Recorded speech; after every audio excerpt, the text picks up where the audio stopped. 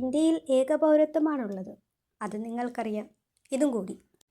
Indian പൗരത്വം നേടിയെടുക്കാൻ 5 മാർഗങ്ങളുണ്ട്. 3 രീതിയിൽ ഇന്ത്യൻ പൗരത്വം നഷ്ടമാവുകയും ചെയ്യും.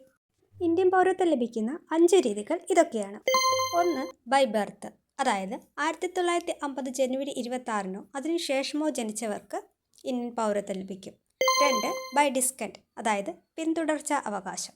3. ബൈ രജിസ്ട്രേഷൻ, വിദേശത്തുള്ള ഒരു വനിത ഇവിടെ ഒരു വ്യക്തിയെ വിവാഹം കഴിച്ചാൽ അവർക്ക് രജിസ്ട്രേഷൻ വഴി ഇന്ത്യൻ പൗരത്വം ലഭിക്കും. സോണിയാഗാന്ധി ഇതിനൊരു ഉദാഹരണമാണ്. 4ാമത്തെ ഓപ്ഷനാണ് നാച്ചുറലൈസേഷൻ, അഥവാ ചിരകാല അധിവാസം. 5. ബൈ ഇൻകോർപ്പറേഷൻ ഓഫ് ടെറിട്ടറീസ്, പ്രദേശങ്ങൾ സംയോജിപ്പിക്കുന്നത് വഴി ഇന്ത്യൻ പൗരത്വം ലഭിക്കും. അതുപോലെ പൗരത്വം നഷ്ടപ്പെടുന്ന 3 കാര്യങ്ങളും കൂടി. 1. റീനൗൺസിയേഷൻ, അഥവാ പരിത്യാഗം ചെയ്യുക. 2. ഡിപ്രിവേഷൻ, അഥവാ പൗരത്വ അപഹാരം. 3. ടെർമിനേഷൻ, അഥവാ നിർത്തലാക്കൽ.